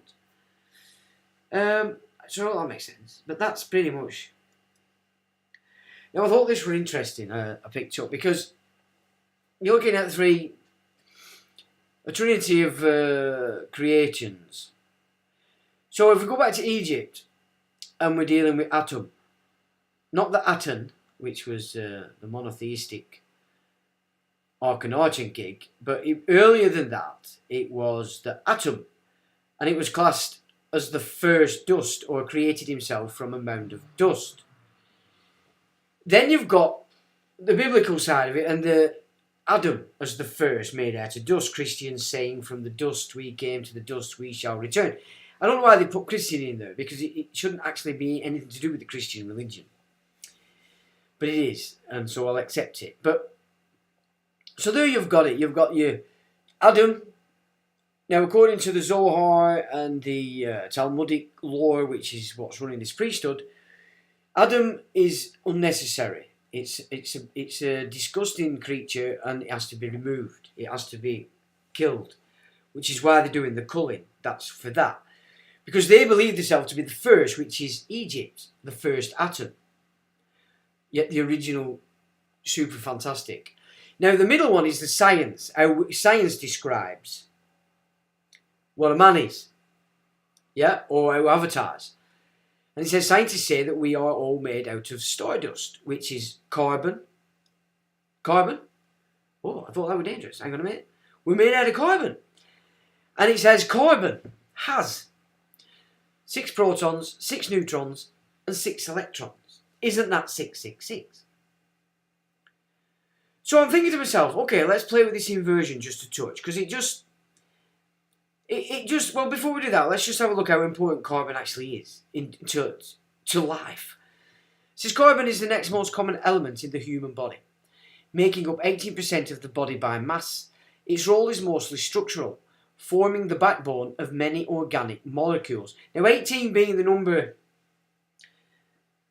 some say, of the beastie woman, not the good one, could be the claim to ownership off the carbon percentage. But that's, again, me just conjecture. It's just stuff that comes to my mind when I'm looking at these things. And that came from newsmedical.net. Now, carbon, it says, due to its central role in our anatomy, carbon is sometimes referred to as the basic building block of all carbon-based living forms. You can't have proteins, carbs or fats without it, and our primary energy source is the breakdown of carbohydrate and protein chains. So if man, uninterfered with, as in Adam and this transhumanism stuff that they're doing now, which would come under the scientific gig, if man himself in reality is 666, then we know that man is what they're trying to get rid of, because they've trapped you all and said, you know, humans, monsters, farm animals. So, what are they saying there then? Are they trying to frighten you? I don't know. It just doesn't. If man's 666 and the biblical text is saying you don't want to be it, are they trying to scare you into going into this new gig? So it's an inversion on the actual truth of the matter. I don't know. It just made me think, do you like that inversion? I've not actually explained it as well as the insight I had when I actually first read it. So that's my bad. My apologies on that. But it just leads us into basically what I want to look with and stick with now for the rest of this live, which is, let's just remind ourselves what this covenant is telling us it's going to do. Because you don't want to be on this timeline. And this is the Lord Liege himself before he became the Lord's Liege. It represents an opportunity to rethink and reset the ways in which we live and do business. Now, I've long believed that we need a shift in our economic model that places nature and the world's transition to net zero at the heart of how we operate, prioritizing the pursuit of sustainable, inclusive growth in the decades to come. Having been championing climate action now for the last, I suppose, 40 years, I can tell you that this isn't a fight for the faint-hearted. However, increasingly we are seeing more and more businesses, investors and consumers prioritizing sustainability and thus creating a much more virtuous circle of supply and demand. By leveraging market forces and the immense resources of the private sector, there is hope that we can transform the situation. But I'm afraid we are literally at the last hour, and there is real urgency for action. We know now what we have to do to rescue the situation, rather than going on talking about it. There you go. They know what to do. And this is 2020, remember, so they're doing it. They're doing it. I mean, how can they lie to you so bad? That Children in Need have invited me to open... Children in Need, Hello paedophile everyone, ring. I'm delighted that Children in Need have invited me to open this evening's show. Tonight is all about helping to support, champion and empower all children to be the very best they can be, which is crucial for their future health and happiness. Our relationships, surroundings, and experiences during the earliest years lay the foundations that shape the rest of our lives. And yet, sadly, we know that for too many people, stressful and traumatic situations in early childhood can cause harm, and it can take many years to overcome. It is vital, therefore, that we nurture every childhood, and why the sorts of projects supported by children in need are so important.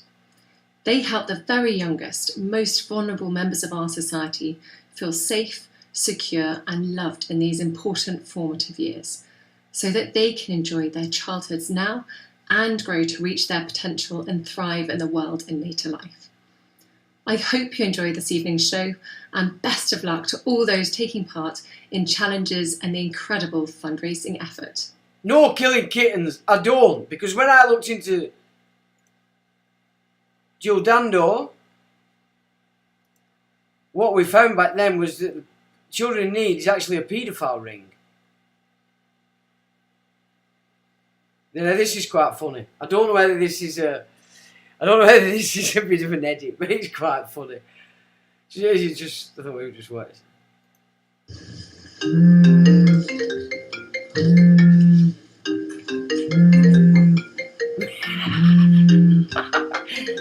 Yeah, I just thought that was quite hilarious, to be honest. I don't know whether you thought it were, but they're obsessed with your children. Your children, they're obsessed with mental health. Yeah? Obsessed with it. And I think we need to be paying attention and give it a bit more concern as to why are they obsessed with it. Humanity as we know it. Once you understand the final destination, it becomes much easier to look back and identify the psychological conditioning, the biological tampering, the cultural grooming, and the educational prepping that we have been subjected to for decades in preparation to making us accept a post-human future. It takes a lot of physical and psychological abuse to get an intelligent species like ours to agree to its own extinction. Most, if not all, that has transcended in the last 60 years was designed to get us closer to accepting such a dystopian reality.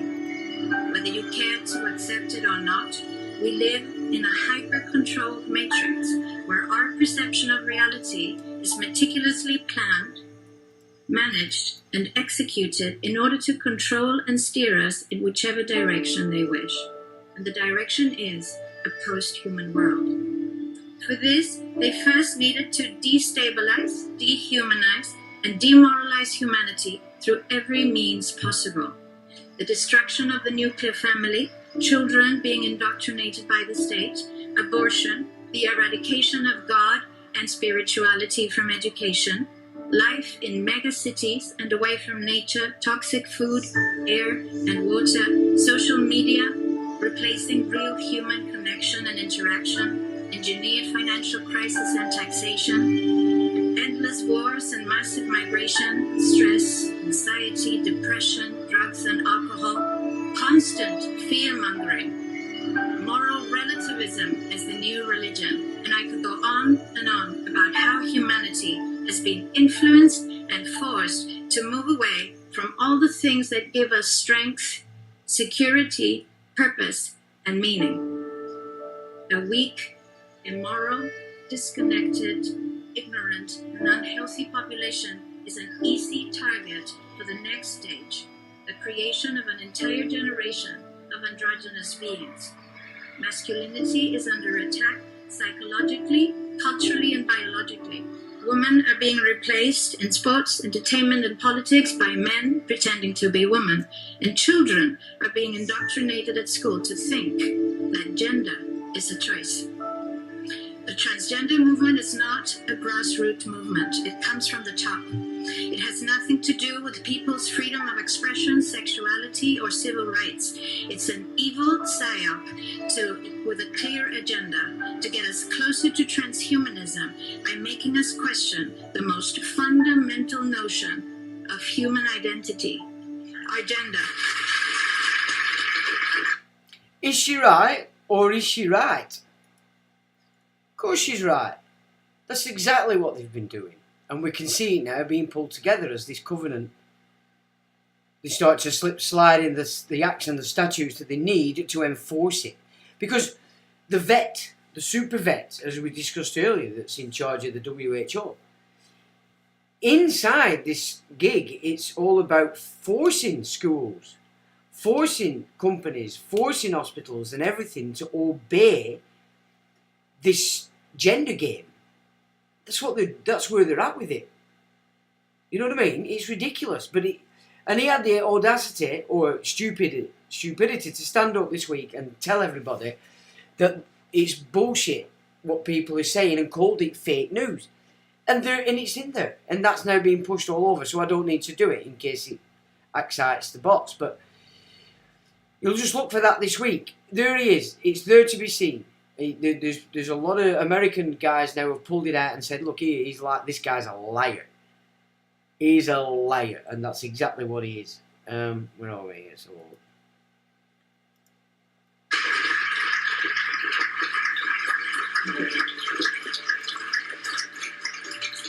If you don't know who you are, if you already identify as a hybrid between a man and a woman, you will be easily convinced to become a hybrid between human and machine.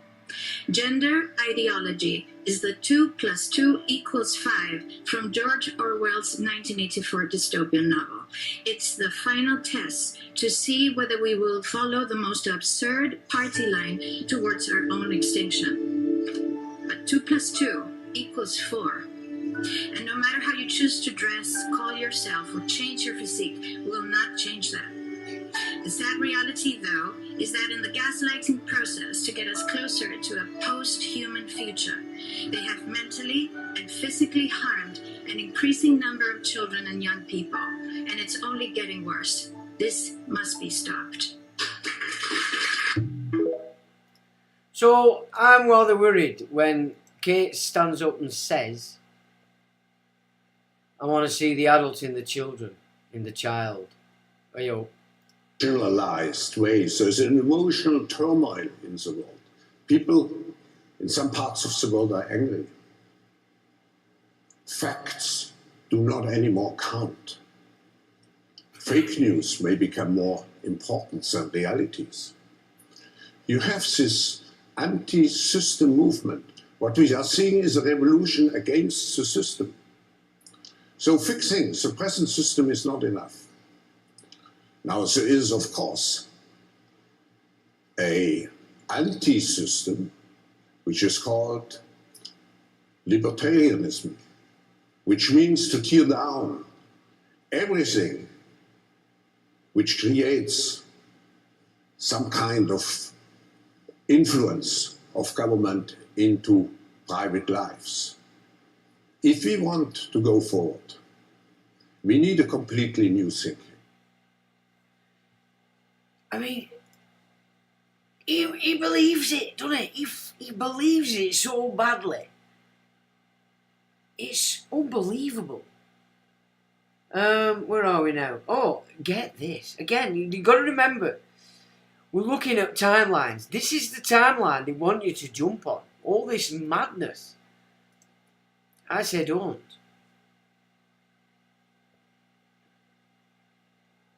Ew.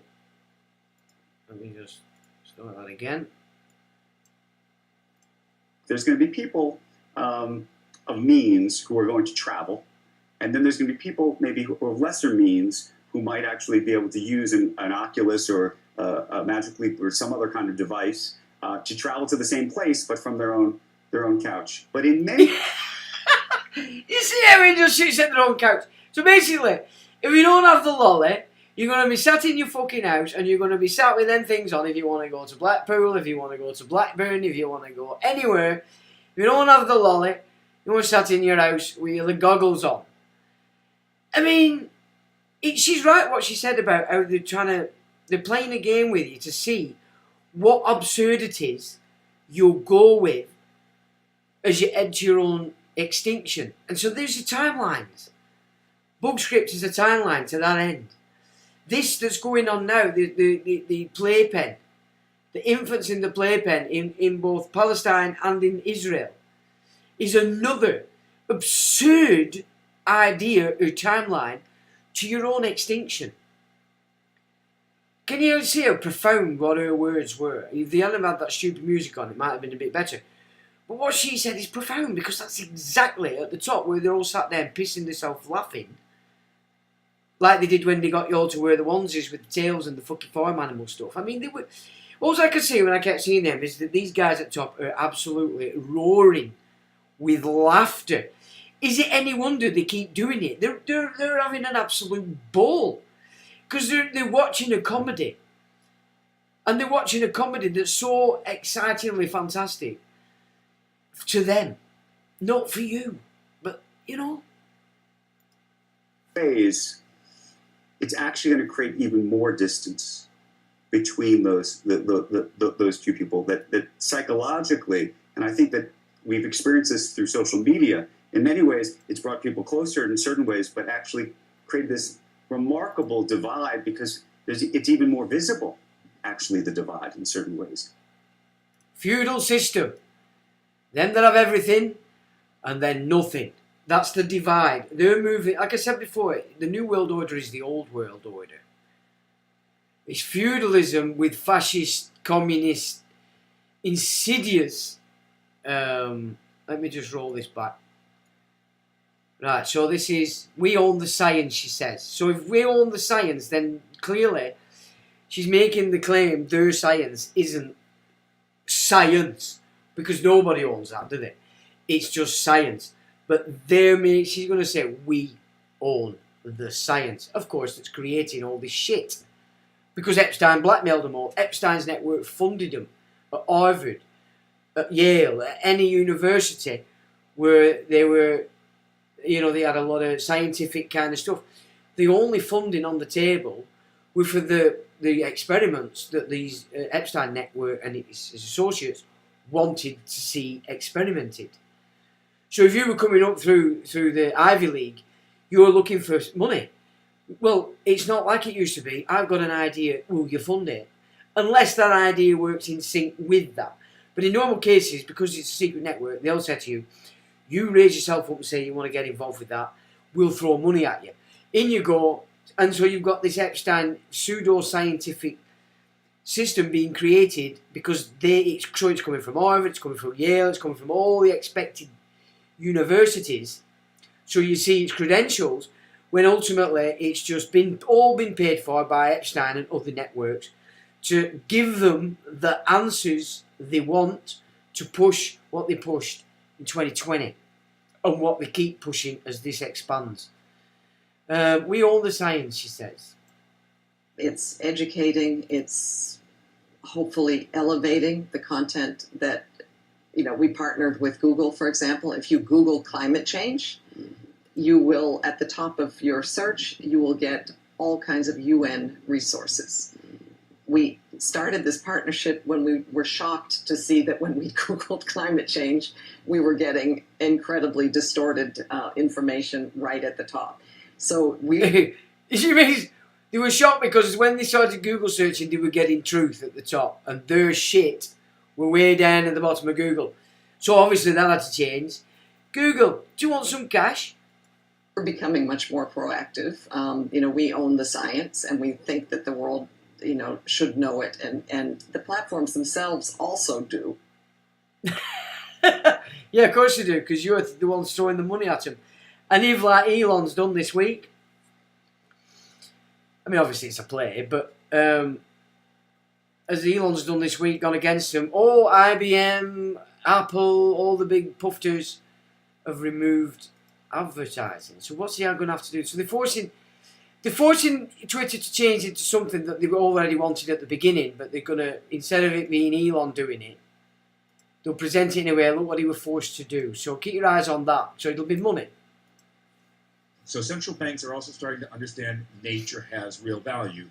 Carbon, we already figured out. And carbon is moving very quickly in...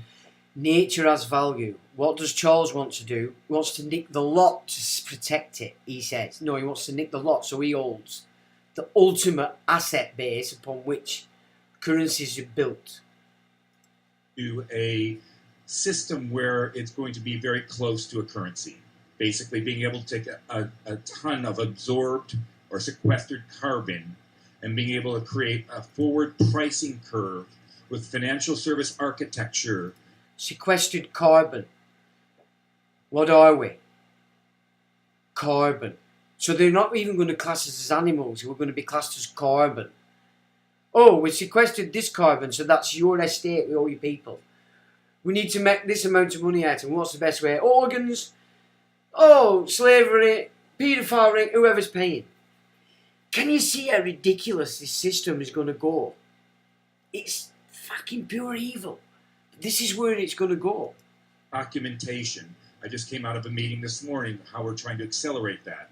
To be quite honest, not to get very boring, but we're on financial topics and things, but they're going to be derivatives. And you need ISDA documentation if you want to trade a derivative in the marketplace. And all of this actually matters for nature as well. I'm going to quickly hand off, but again, I want to talk about value one more time, because the southern part of the world has value far greater than large elements of the northern part. And when we start thinking about and putting prices on water, on trees, on biodiversity, we find, where does that sit? I'm doing a lot of work out of Asia, and I say that my next door neighbor, Indonesia, is the left lung of the world, and obviously Brazil's the right, and Africa, absolutely critical. And we need their natural capital as a system-based world more than we need that 66 billion we've got sitting in the basement of the Bank of England. Can you see what they're doing there? They want to now do to the south of the earth what they've done to the north. Which is why they're moving everybody out as immigrants into the north, because the north is where they plan to destroy it. So they've got a free run. That's why they've kept the third world as they've kept it. So it's fresh. So that they can carry on their adventure. Because these, at the top have had an adventure doing all this great work for thousands of years. Invading, taking over, making business, doing everything they've done. It's come to an end after America. They can't go past the firmament, so that's a load of bullshit about space travel. The shift they want to do now is do everything they've done to the northern hemisphere for the last, 5,000 years, to the southern. Can you see? You read through the words when you understand what they're doing. That's what they're doing. That's what they're telling you. But they're not telling you, of course. So how do we, and I'm hoping this discussion today, at least from a central banker's point of view, on how do we start tokenizing? How do we start building systems that actually create not only the value, but transfer that value around the world? Nature. Currency. Ooh. Yeah, this is... I just have to... I can't not... I have to play her, because she just... It's an it. Innit? I keep looking at that throat, and she had it removed. As it... I don't know. I don't know how to describe this thing. Climate change is one of our crises amongst many. And we have to find a way that we continue to keep our eye on that, whilst, of course, the global community tackles those other issues. But it is persistent, it is in front of us now. We're experiencing those natural disasters now. I think you mean geoengineering, darling. Hope is that would be expediting, as well, of course, the economic costs of fossil fuels. But there's no shortage of reasons why we need to move quickly. What conversations are you hearing on the back of that? Yeah, I mean, in terms of commitment from governments. Of course, when you're in, and I can only reflect on my own experience, when you're in office, you're always looking for ways that you've got a bit of double duty. How can I resolve kind of our obligations around climate change, but also improve people's lives? And I think this is increasingly the way we need to think about climate change. It's people. See, they use these words specific. It also poses... Sorry, I blanked that bit out. People's lives. That's not you. Because you're persons and you're humans now. Right? Monsters. But people, that's them that's in. You getting it? Because your rights as people come in the Statutes of Westminster. Not the Bill of Rights or any of that malarkey. See? Are you understanding the game? They do not make mistakes. And if they do, you can tell they have, because it'll be in their eyes. Massive opportunity. What I would say regardless is, yes, it matters what leaders decide and what leaders do, but they are not the only players on the field. the responsibility. Important players, though. Yeah, They important provide- players, nonetheless, of course. But no one in the private sector who has a carbon footprint right now should be waiting to say that they'll take action based on what emerges around COP. They should be acting now. We all should be. And so that is a cause, I think, for us all to exercise our own power and ability to make a difference. And we just have to hope then that our leaders follow. Because she's talking about the coming COP now that they're going to do. Charles is making a speech. And Pope's there. The economics of water, and we will be looking at the value of water and considering different novel economic policy measures, of which one may be, for example, putting some form of price on water in order to guide and give incentives, but not as a price to punish those who are poor, but rather to reward those that are stewards of fresh water for the common good. Now, if you want to understand how they're going to get that gig going, Codex Alimentarius. Dr. Laidlaw brought that out about 2010, and it came into force in 2012. And in that is statutes to prevent you from collecting rainwater in your own garden. It's just ridiculous. It's from New Zealand and it's trans, says Jace. Well, that wouldn't surprise me. She could eat an apple through a letterbox. Oh, I like this. Where are we? Talking to Sammy when you've done that. Police background says they got some deep shit on Karen. Yep. Space Hopper Mark. One day I'll arrive early for a stream. Hey, Space Hopper. One day you might.